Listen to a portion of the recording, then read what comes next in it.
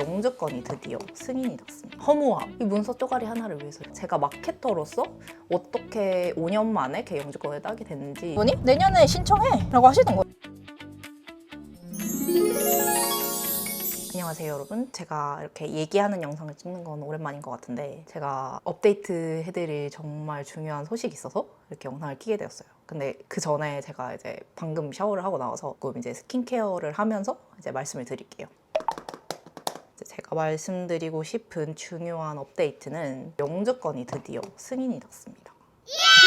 영주권을 받은 소감을 먼저 궁금해하실 분들이 있을 것 같아서 소감을 한번 말씀드리면은, 사실 영주권 받은 당일에는 약간 허무함과 동시에 안도감 같은 게 밀려왔던 것 같고요. 왜냐면 제가 이제 영주권을 받고 나서 뭔가 느낀 게, 영주권을 받는다고 해서 제 인생이 바로 그 다음날 바로 뭔가 달라지진 않더라고요. 막 진짜 엉엉엉엉 우시는 분들도 봤고. 그런데 저는 그렇게까지는 약간 임팩트가 있진 않았다. 이제 영주권 신청하고 나오는 기간이 1년 9개월이 걸렸거든요. 1년 9개월이 거의 2년이 다 돼가는 시간이잖아요.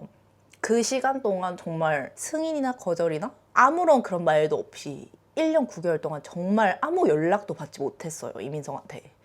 그래서 이게 어떻게 돼가고 있는 건지 전혀 모르는 상태에서 기다리고만 있는 거죠. 근데 그 기다리는 동안에 사실 제가 한국으로 돌아가야 되는 상황이 생길 수도 있는 거고, 고용주가 저한테 영주권 이제 주기 싫어, 그리고 갑자기 취소해버릴 수도 있는 거고, 이게 어떤 상황이 벌어질지 모르는 이런 불안한 상황 속에서 1년 9개월을 버텨야 되는 거예요. 그런 게 정말 힘들었던 것 같아요. 진짜 챗GPT한테 맨날 나 영주권 언제 생긴대? 매달 물어보면서, 비자를 신청하고 이렇게 오랫동안 기다려본 게 이게 영주권이 처음이거든요. 다른 비자는 되게 바로바로 나왔었고 이래가지고 영주권 승인됐습니다 라는 이제 발표가 뜨니까 와, 이게 안도감이 정말 제일 컸던 것 같아요. 허무함. 이 문서 쪼가리 하나를 위해서 이렇게 마음고생을 했었구나, 약간 이런 허탈감? 그 안도감이 함께 몰려오는 그런 감정이었습니다. 이쯤에서 궁금해하실 부분이 제가 어떻게 이제 영주권을 따게 됐는가, 그거일 것 같은데, 제가 이제 마사지 이걸로 항상 이렇게 턱살을 조지거든요. 메디큐브에서 나온 AGR이라는 기계고요. 제가 이 영상을 통해서 제가 마케터로서 어떻게 5년 만에 개 영주권을 따게 됐는지, 타임라인과 이 비자를 이제 받기 위해서는 어떤 요건을 충족을 하셔야 되는지, 이런 것도 정말 자세하게 디테일하게 말씀을 드릴 테니까, 만약에 자기가 이제 마케터로서 호주에 와서 취업을 하고 싶다던가 아니면 영주권을 따고 싶다던가 이러신 분들은 이 영상 꼭 끝까지 시청을 해주시길 바랍니다. 오랜만에 얘기하는 영상 찍으려니까 매우 어색하네요. 처음 제가 어떻게 호주에 왔는지부터 뭔가 설명을 해야 될 것 같은데, 이 유튜브에 호주 관련해서 올렸던 첫 토킹 영상이 그게 주제였거든요. 제가 어떻게 이제 호주에 오게 되었고, 그래서 취업 비자까지 받게 되었는지가 되게 자세하게 설명이 되어 있어요. 제가 처음에 이제 호주에 오게 된 비자는 학생 비자로 왔었어요. 그래서 학생 비자로 와서 이제 어학연수를 하게 됐는데, 5홀 비자가 아니라 학생 비자를 먼저 선택을 했냐면요, 저는 사실 호주에 이렇게 오래 머물 생각이 없었어요.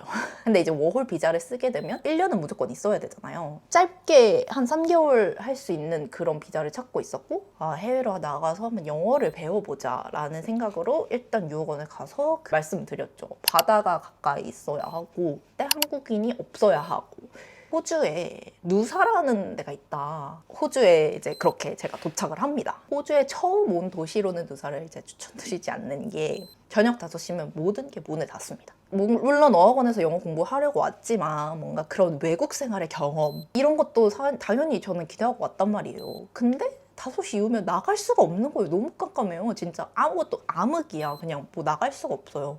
버스도 잘 안 다니고. 이럴 거면 나 호주에 왜 왔지? 이렇게 된 거죠. 그래서 제가 브리즈번으로 결국 이사를 하게 됩니다. 브리즈번에서의 삶은 어땠는지 채널 고정해주세요.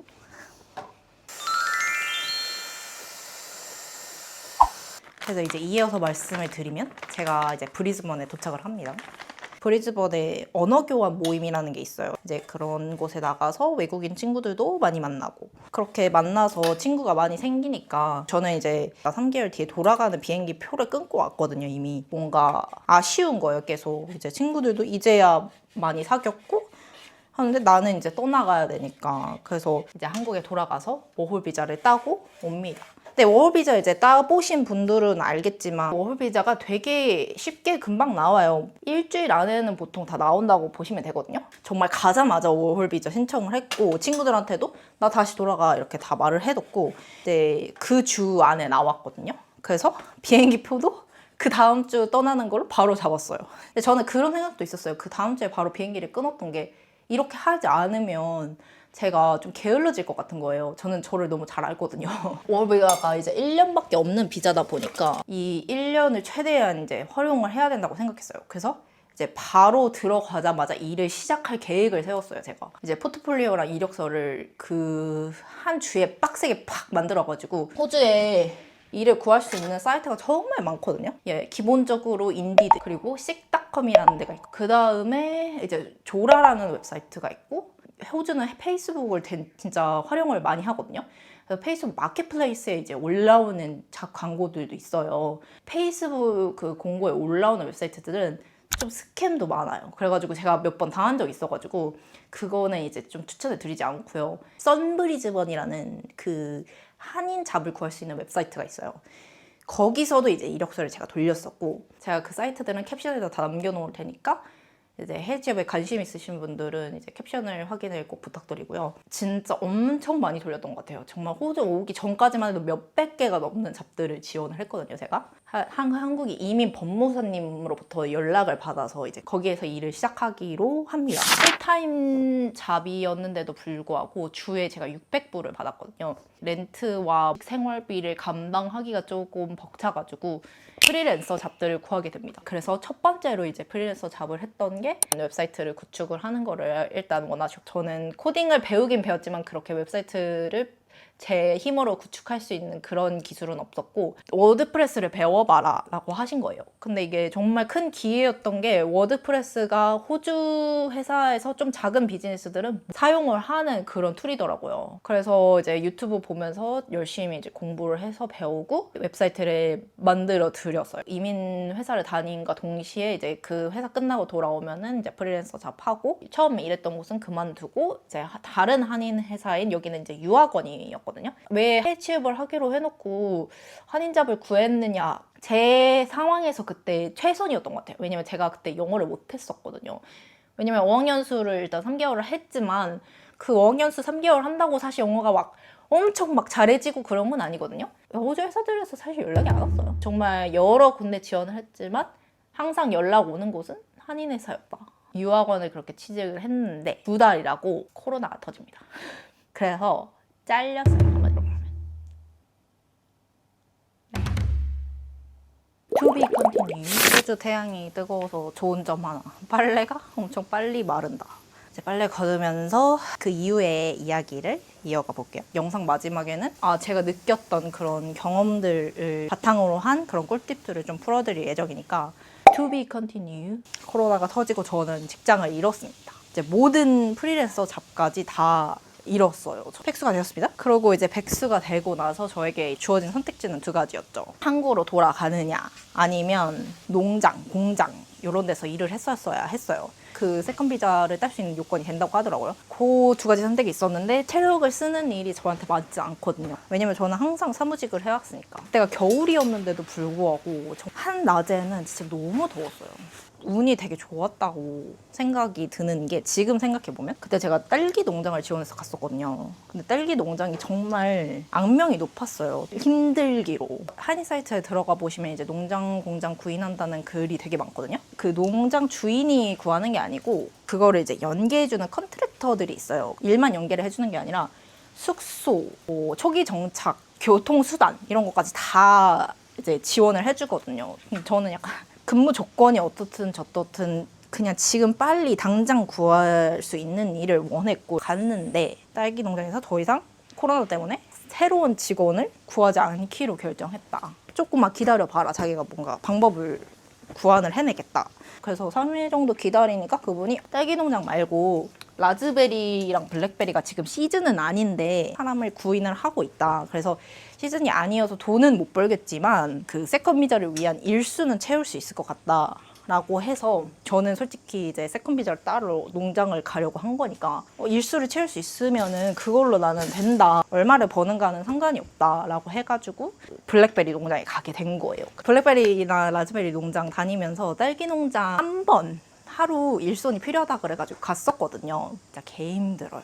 저 그거 했으면 아마 하루 하고 농장은 내일이 아니다 하고 아마 한국 갔을 것 같아요. 그러니까 이런 일들이 일어나는 게 뭔가 호주가 저한테 있으라고 되게 사인을 주는 느낌이었어요.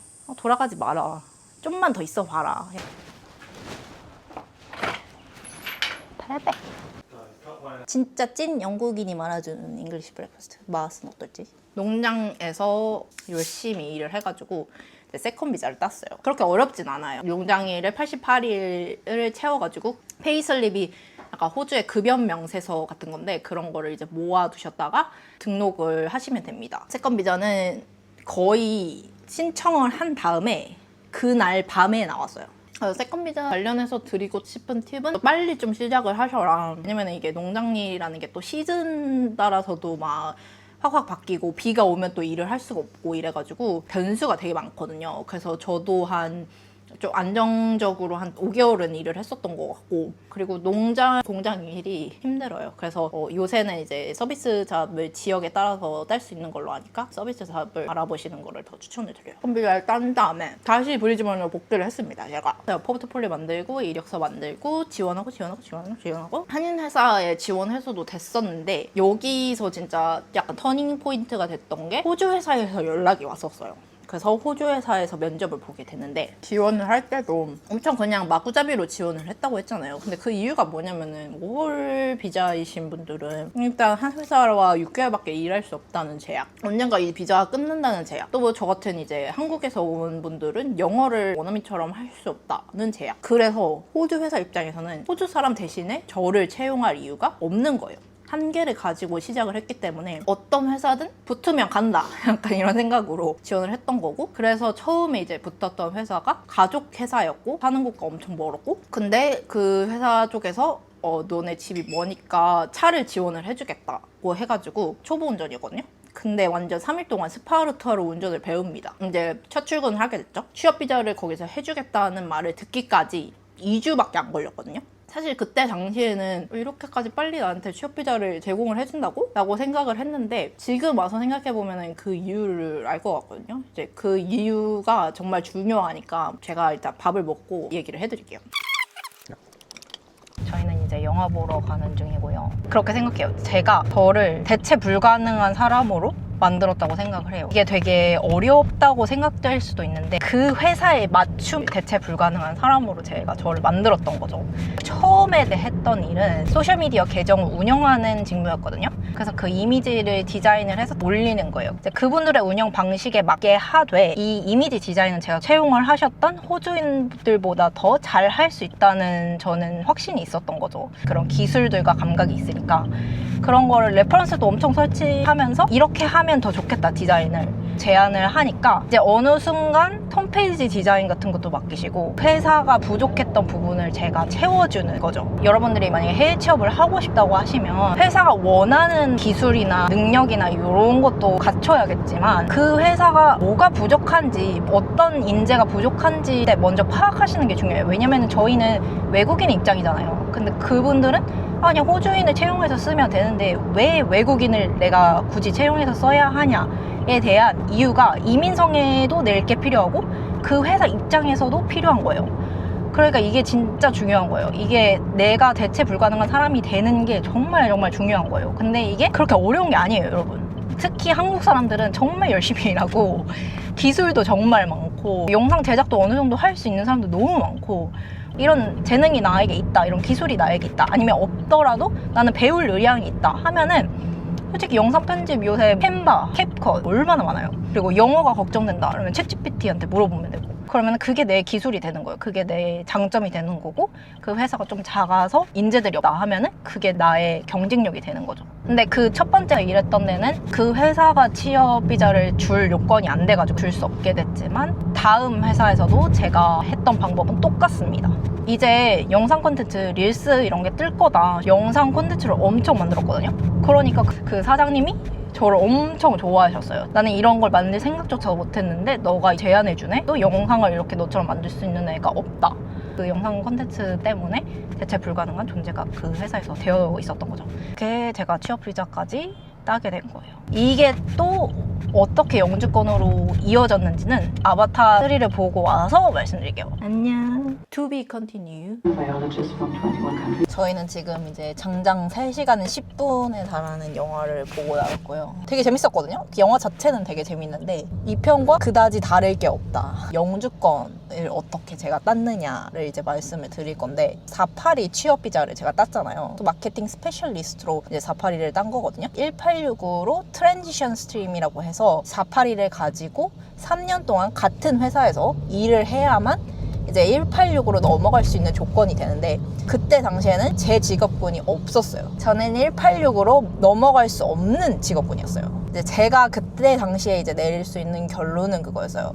영주권을 할 수 있는 학과를 공부를 해가지고 직업을 아예 바꿔가지고 영주권에 지원을 하느냐 아니면 그냥 이 482를 가지고 연장을 그냥 해서 다니느냐. 저한테 선택권이 주어졌을 때 마케팅이 정말 좋아하는 일이고 지금까지 이렇게 경력을 쌓아왔고 저는 다른 거를 공부하고 싶진 않았어요. 호주 영주권을 쉽게 따을 수 있는 직업군? 저는 그런 직업군들은 딱히 흥미가 가지 않았어요. 끝이 보임에도 불구하고 482를 유지하기로 결정을 했습니다. 신기한 또 사주 썰이 하나 나오는데요. 사주를 한국에 가서 그때 오랜만에 한번 봤어요. 제가 그때 마지막으로 본 게 이제 해외에 나가라고 한 사주였고 그래서 해외에 나왔잖아요. 영주권에 관련해서 물어봤죠. 제 자세한 상황은 말씀드리지 않고 그랬더니 그분이 내년에 신청해 라고 하시는 거예요. 아 근데 여러 방면으로 알아보고 했는데 내년에 신청할 수 있는 방법은 없다. 나는 그런 거 잘 모르고 내년에 신청해. 내년에 신청하면 나올 거야. 호주에 전 돌아와서 이제 그냥 취업비자로 계속 일을 하고 있었는데 그 다음 연도에 법이 바뀐 거예요. 진짜 대박이죠. 근데 그분이 그거 말고도 또 맞춘 게 있었는데 전 남자친구랑 헤어지는 거였어요. 제가 그때 3월에 그 사주를 본 거였거든요. 근데 8월에 헤어진대요. 그럼 5개월밖에 안 남은 거잖아요. 진짜 8월에 헤어진 거예요. 아무튼 그래서 법이 어떻게 바뀌었냐면 제 직업군이 영주권을 신청할 수 있는 직업군에 포함이 되었고요. 첫 번째로 2년만 일해도 받을 수 있게 바뀌었어요. 제가 2년짜리 482 비자를 받았거든요. 그래서 2년이 만료돼 가는 시기였고 그래서 이제 회사랑 얘기를 해서 신청을 한 거예요. 제가 정말 다들 하나같이 제가 운이 진짜 좋다고 하더라고요. 영주권은 아예 못 따는 조건이었는데 어떻게 그냥 살다 보니까 딴 경우는 진짜 많지 않거든요. 근데 또 생각해보면 제가 그때 당시에 너무 영주권을 따고 싶어가지고 진로를 바꿨다고 생각을 해보세요. 그 진로를 바꿈으로써 그거를 처음부터 다시 다 공부해야 되고 영주권 따는데도 지금보다 훨씬 더 걸렸을 거란 말이에요.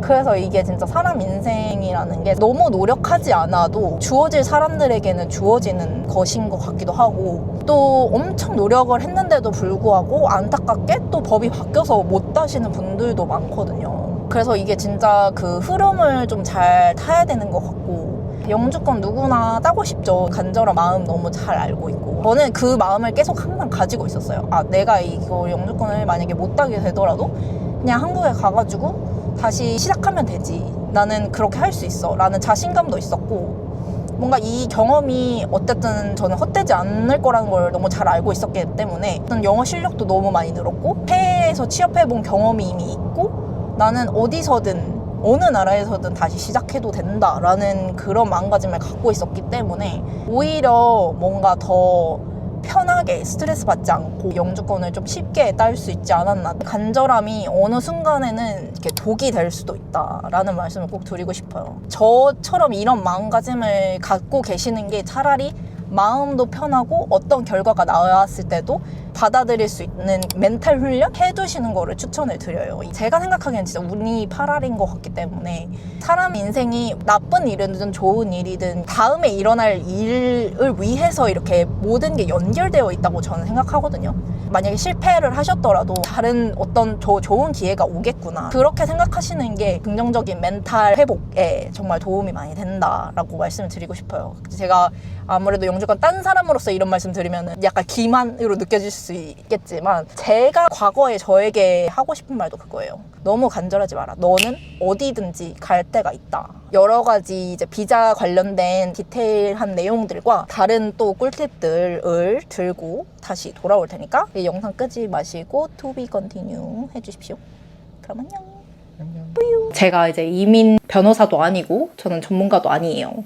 하지만 그냥 제가 이제 영주권까지 오는 과정에서 겪었던 디테일하게 또 어떤 것들을 준비해야 하는지 이런 것들을 이제 마지막 챕터에서 설명을 드리려고 해요. 미리 알아두셔야 될 거는 비자 조건은 언제나 바뀌고 사람도 상황에 따라서 바뀌기 때문에 이 영상은 정답이 아니라 이렇게도 영주권을 딸 수 있구나 라는 용도로 봐주시면 좋을 것 같아요. 일단 처음 시작은 어학연수 비자로 왔었고 그 다음에 이제 워킹홀리데이 비자를 따고 이제 호주에 다시 왔습니다. 그래서 워킹홀리데이 비자를 따는데 기본적으로 필요한 건 만 30세 이전에 꼭 오셔야 되고요. 영어 점수는 따로 필요 없고 학력, 경력 이런 것도 전혀 안 보고 그리고 1년 동안 체류가 가능합니다. 그 대신 통장에 이제 얼마 있는지 증빙을 해야 되는 게 있고 가장 어떻게 보면은 호주에 살면서 일하기 가장 쉬운 비자라고 할 수 있겠어요. 그 다음에 이제 워홀 세컨 비자인데요. 이제 워홀 세컨 비자는 아까 말씀드렸던 것처럼 정부가 인정한 지방 지역에서 그리고 정부가 인정한 일에 한해서 88일 동안 일을 했을 때 이제 딸 수 있는 비자고요. 이것도 이제 워홀 비자랑 다른 조건들은 다 똑같습니다. 그리고 이제 세컨 비자 이후에 땄던 취업 비자, 482 비자를 말씀드리면 일단은 이제 스폰을 가능한 회사를 먼저 찾으셔야 되고요. 아까 말씀드린 것처럼 저도 첫 회사에서도 스폰 제의를 받았지만 그 회사는 그 회사의 조건이 안 돼서 안 됐다고 했잖아요. 그래서 어느 정도 규모가 있는 회사를 찾으셔야 되고요. 그 다음에 이제 정부가 인정한 또 직업 리스트에 내 직업군이 포함되어 있는지 그거를 보셔야 되고 2년 이상의 관련 경력이 있으셔야 되고 관련 학위의 대학교 졸업증명서도 있어야 합니다. 그리고 영어 조건 이렇게 필요합니다. 그리고 이제 최종 186 TRT 스트림 제가 했던 거 영주권 비자를 따기 위해서 482를 따고 난 이후에 이 회사랑 2년 일한 경력이 있어야 되는 거예요. 근데 이것도 최근에 바뀌어가지고 제가 A라는 회사에서 1년 482라는 비자로 일을 했고 그리고 B라는 회사에서 1년 482라는 비자를 했어도 그리고 B라는 회사에서 이제 186을 지원받아서 전환할 수도 있다고 하더라고요. 근데 이게 또 언제 바뀔지도 모르기 때문에 이민성에서 계속 업데이트되는 내용들을 꾸준히 알아보시는 것도 되게 중요해요. 그래서 이제 전체적인 비용이 궁금들 하실 텐데 비자에서 업데이트되는 것 중에 정말 많이 업데이트되는 게 비자 신청 비용이거든요. 그래서 이게 제가 낸 비용과 여러분들이 만약에 지금부터 영주권을 준비하신다고 하면 여러분들이 낼 비용은 정말 많이 차이가 날 것 같아요. 저는 한 2천만 원 정도 비용을 썼고요. 비자 신청 비용이랑 변호사 비용, 그리고 영어 시험 비용, 건강검진 비용 여기서 내가 뭘 더 줄일 수 있었을까를 생각하면 사실 변호사 비용을 줄일 수 있었을 것 같긴 하거든요. 그렇다고 변호사를 쓰지 마세요 라고 하기도 조금 조심스러운 게 아무래도 변호사를 통해서 하면은 위기 상황에 처했거나 아니면은 이게 리젝이 당했거나 했을 때 변호사들은 이제 빨리빨리 어떻게 이거를 처리할 수 있는지에 대한 그런 위기 상황 대처 능력을 일단 갖고 계시거든요. 그래서 그런 부분에서 봤을 때는 변호사를 써서 하는 게 좋은 것 같기도 하긴 한데 이제 482 두 번 할 때는 변호사를 썼었고 186을 할 때는 이제 안 썼어요, 변호사를. 근데 그 이유가 왜냐면은 이제 186은 내가 조건이 이제 다 만들어진 상태에서 2년 동안 내가 이 482로 꾸준히 일을 했다. 요것만 증명하면 되거든요. 482를 두 번 동안 하면서 무슨 서류를 내야 하는지 이런 것도 감이 일단 잡힌 상태였고 이미 자료도 다 있는 상태였어요. 그거를 좀 업데이트만 하면 되겠었기 때문에 그래서 이제 변호사를 쓸 필요가 없다고 생각을 해서 이제 변호사 비용도 만만치 않거든요. 그리고 그 변호사님께도 조언을 구했었는데 이거 제가 혼자 진행을 해도 괜찮을까요? 라고 했었는데 그 변호사분도 혼자 진행을 충분히 하실 수 있을 것 같다 라고 하셨어요. 그래가지고 그러면 그걸 믿고 진행을 했었습니다. 근데 이제 그 대신 만약에 이런 뭔가 문제가 생겼을 때 위기 상황을 혼자서 이제 대처를 하셔야 한다는 거. 꼭 해드리고 싶었던 말은 또 뭐냐면 비자 조건은 항상 바뀌거든요. 그리고 이게 제 비자잖아요. 그래서 변호사분을 쓴다고 하더라도 무조건 자기가 제일 잘 알고 있어야 돼요. 이 비자 조건이 어떻게 업데이트가 되는지, 내가 영주권을 지금 딸 수 있는 조건이 되는지, 이런 부분들을 변호사를 고용했다고 해서 손 놓고 계시면 안 되고, 이런 부분들을 자기가 제일 먼저 알고 있어야 되거든요. 저도 이제 비자 조건이 제가 영주권 딸 수 없는 조건이었는데 바뀌었다고 했잖아요. 제가 변호사 그 에이전시에 연락을 해가지고 이거 바뀌었다고 알고 있는데 이거 할 수 있냐라고 했을 때 그 사람도 나도 바뀌었다고 소식 들었다, 할 수 있다 라고 답변이 왔었고, 그래서 그렇게 진행을 했던 거였거든요. 그분들 그거를 알려줄 사실 이유는 없거든요. 이거는 내 비자다, 처리해야 되는 업무다라고 생각을 하시고 그런 거를 빠릿빠릿 정보를 업데이트 하시는 거를 너무 추천을 드리고요. 그리고 이런 점들도 계속 어필을 하셔야 돼요. 이게 가만히 앉아 있는다고 해서 너한테 비자 해주고 싶어, 비자 해줄게, 이게 아니거든요.